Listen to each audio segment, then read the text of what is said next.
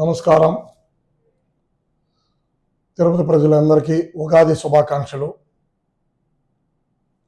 ఈ కూటమి నాయకులు, ఈ కూటమి ప్రభుత్వం వచ్చినాక పవిత్రమైన పుణ్యక్షేత్రంలో ఒకదానికి లింకులు లేకుండా రాజకీయ నాయకులు వ్యవహరిస్తున్న తీరు తిరుపతి ప్రజలు అందరూ అసహించుకుంటున్నారు.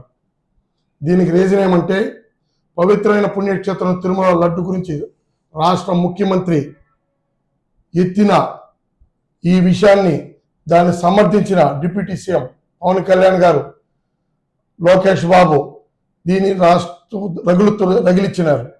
దానికి తప్పు అని మా నాయకుడు కరుణాకర్ రెడ్డికి ప్రతి నిత్యం మీడియా సమావేశం పెట్టి తిరుమలలో ఇవి జరగలేదన్నా జరిగిందని లేని అబద్ధాలు మీడియాలో మీడియాలో పెట్టుకొని చూస్తున్నా, సుప్రీంకోర్టు సిట్టుముట్టి కలేసిన కమిషన్ ఇస్తున్న ఈ కూటమి ప్రభుత్వం, ఈ కూటమిలో తిరుపతిలో కూటమి ఎమ్మెల్యే గెలిచిన కూటమి నాయకులు టీడీపీలో కావచ్చు, బీజేపీలో కావచ్చు, జనసేనలో కావచ్చు, రాజకీయం అనేది రాజకీయ విమర్శలాగానే ఉండాలి.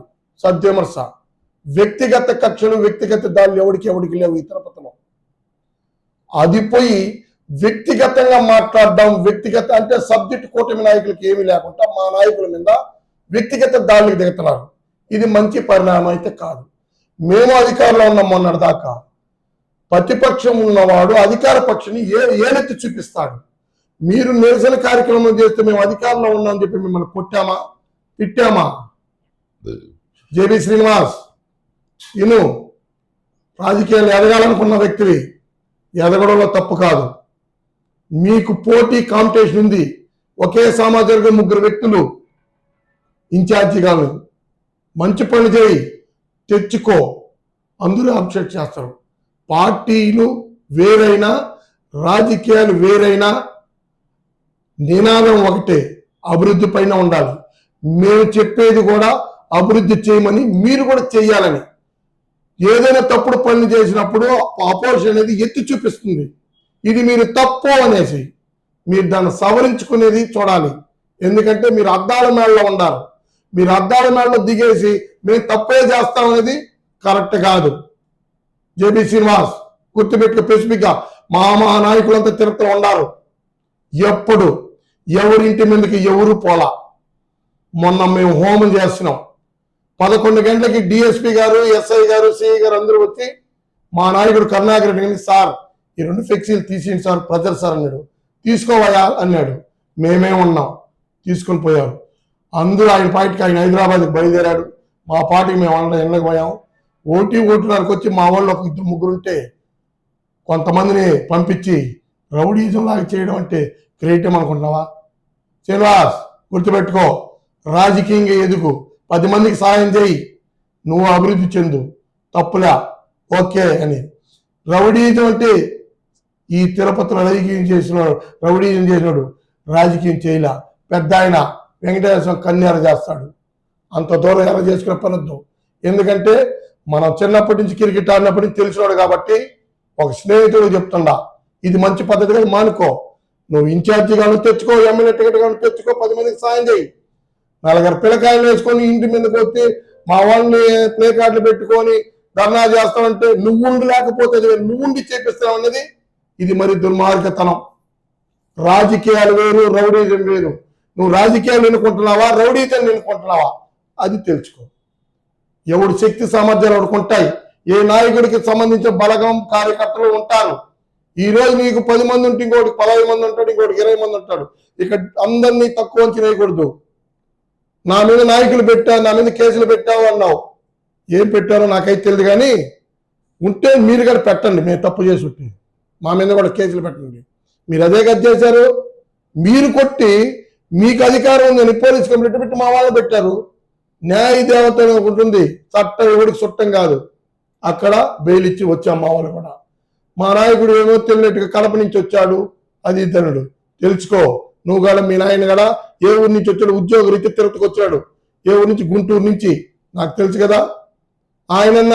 వాళ్ళ ఆయన రైల్వే సూపరింటెండెంట్, మా నాయకుడు వాళ్ళ ఆయన తిరుపతిలోనే చదివినాడు, తిరుపతిలోనే పెరిగినాడు, ఆర్ట్స్ కాలేజీలో చైర్మన్ అయ్యాడు, రాడికల్స్ ఉద్యమంలో పాల్గొన్నాడు.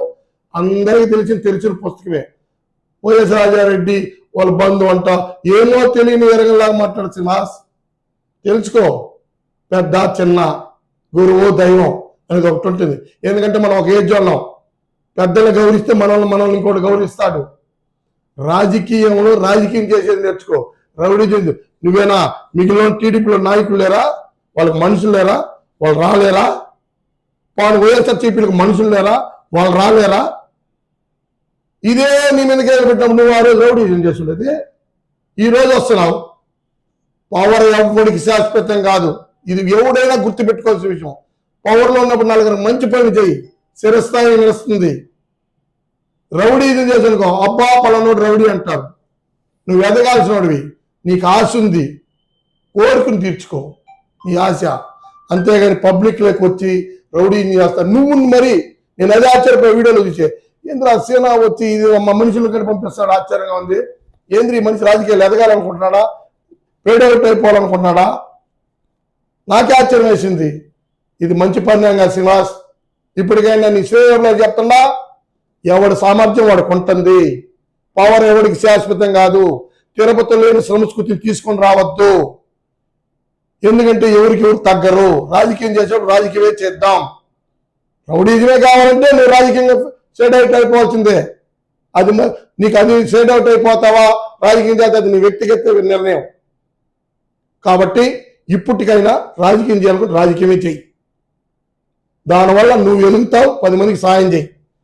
ఇంకోటి ఇంటి మీద పడదాం అంటే ఎవడు ఒప్పుకోడు. 1-2 సార్లు చూస్తారు. సహనం తగ్గిందనుకో, మనకన్నా చిన్నోడు మన మీదకే తిరగబడతాడు. చూస్తున్నాం కదా, తిరుపతిలో రౌడీజానికి చోటు లేదు. స్పష్టంగా చెప్తున్నాను. దీన్ని బట్టి నీకు అర్థం చేసుకొని నా వీడియో చూసి మార్చుకో. రాజకీయంగా ఎదగాలనుకున్నప్పుడు మార్చుకొని తీరాల్సిందే. నేను ఎలా ఉంటా అంటే రాజకీయంగా నువ్వు పనికి రావు. నీ కోరికను డ్రీమ్ అనేది ఒకటి ఉన్నప్పుడు డ్రీమ్ ప్రాజెక్ట్ పెట్టు. మధ్యలో డైవర్ట్ అవుతావు. ఈ నాయకులు ఎవడు మళ్ళీ వచ్చి కాపాడలేడు. పోనీ ఇదే శాశ్వతంగా ఉంటుంది పవర్ అనుకుంటున్నావా? అది ఎవడు చెప్పలేడు. ఎవరికి పవర్ శాశ్వతం కదా, అది కూడా చెప్తున్నా. ఉన్నప్పుడు నాకు మంచి పని చేయి, పర్వాలేదు. జేబీ శ్రీనివాస్ మంచివాడు, 10 పనులు చేశాడు, 10 మంది కుటుంబాలు నిలబెట్టినాడు, పేరు తెచ్చుకో. అబ్బా పలానోడా అనేది మటుకు అపఖ్యాతి మూట కట్టుకోవద్దని మనం